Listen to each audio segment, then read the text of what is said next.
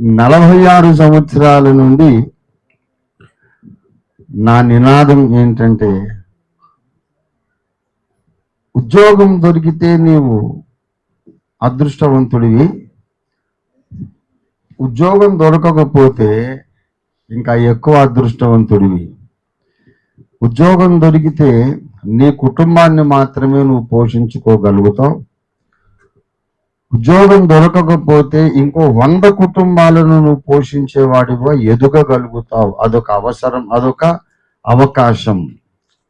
ఎందుకు అంటే, ఉద్యోగమే లేనోడు, బ్రతకలేనోడు 100 కుటుంబాలు ఏం పోషిస్తాడంటే, ఉద్యోగం నీకు లేదనుకో, నౌకరీ అని ఇప్పుడు ఉర్దూలో హిందీలో మాట్లాడాం, దాన్ని తెలుగులో ఉద్యోగం అంటాం.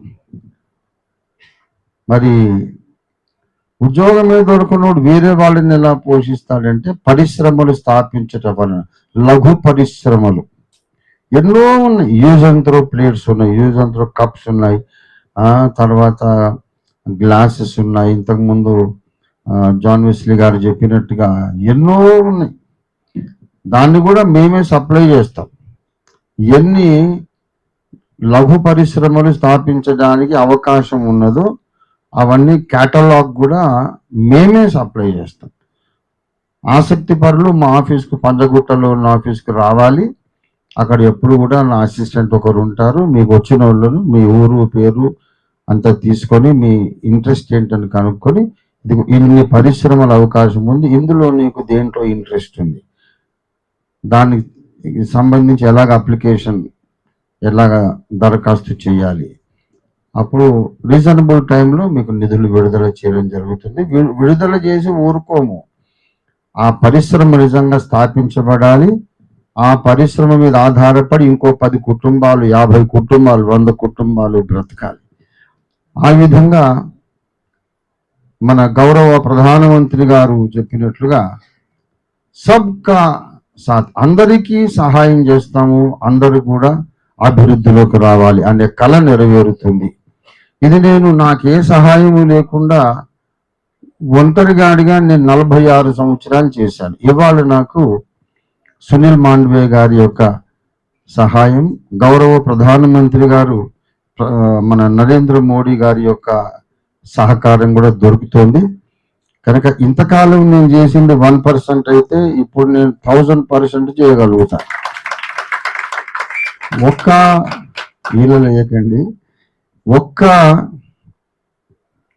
తెలంగాణ రాష్ట్రమే కాదు, మన అనుచరులు, సహచరులు, మన కుటుంబ సభ్యులు మొత్తం 29 రాష్ట్రాల్లో ఉన్నారు. ఇలాగే ఆంధ్రప్రదేశ్లో జాన్ వెస్లీ గారు, తెలంగాణలో నేను, అలాగే 29 రాష్ట్రాల్లో కూడా ఉద్యోగ భారత్ స్థాపిస్తారు. రాష్ట్రీయ ఉద్యోగ భారత్ ఆ స్టేట్ చైర్మన్స్ అందరూ కలిసి వస్తాం. కలిసి వచ్చి, ఎందుకంటే ఒక స్టేట్లో ఉన్న వాళ్ళు ఇంకో స్టేట్లో వలసదారులు ఉంటారు కనుక బీదలైన వాళ్ళందరినీ కూడా మేము ఏరి ఎక్కడెక్కడ ఉన్నారు వాళ్ళందరినీ మరి పరిశ్రమ స్థాపకులుగా, పారిశ్రామికవేత్తలుగా వాళ్ళను మేము అభివృద్ధి చేస్తాము. పేదవాడు అన్న ప్రతి ఒక్కడు కోటీశ్వరుడు కావాలి అనేది మా కళ. అది తప్పకుండా మేము సాధించి తీరుతాము. ఒట్టొట్టి మాటలు కాదు, ఇది ఆశ లేకుంటే మా కళ కాదు, ఇది జరగనున్న వాస్తవం. ఇది రేపటి న్యూస్ పేపర్ మీరు చూస్తారు. ఇప్పుడు పగ్గాలు మన చేతికి వచ్చినాయి. తప్పకుండా ఏ సహాయం లేకుండా చేసిన దానికంటే ఇంత పెద్ద పెద్ద నాయకులు మనకున్నప్పుడు తప్పకుండా మనం 100 రెట్లు 1000 రెట్లు ఎక్కువగా మనం చేయగలుగుతాం.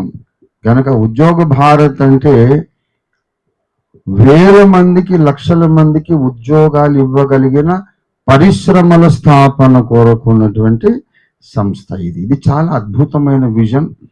అది మరి నరేంద్ర మోడీ గారి యొక్క కళ, సునీల్ మాండవే గారి యొక్క కళ. హర్ హిందుస్థాన్ एक करोड़पति बन जाए, हर जवान आदमी, औरत या मर्द जो बेकार बैठे हैं, नौकरी नहीं मिला बोल के, हर एक आदमी एक इंडस्ट्री लगा दे के, इंडस्ट्री स्टार्ट करके और कई लोगों को नौकरी दे के खुद भी एक करोड़पति बन जाए। ये हमारी ख्वाब है, सपना है। जरूर ये पूरी करने के लिए आप सब लोग दिल में परमेश्वर से प्रार्थना कीजिएगा, आपके सहयोग दीजिएगा। మీరు పరమేశ్వరుని మనసులో ప్రార్థించండి. మీరు నమ్ముకున్న దేవుడు ఎవరైనా సరే ప్రార్థన చేయండి, మీ సహకారం అందించండి. ఈ గొప్ప అవకాశం అందించినందుకు సునీల్ కుమార్ मांडवे गारी की ना हृदयपूर्वक कृतज्ञतलु। बहुत बहुत शुक्रिया, धन्यवाद आपको।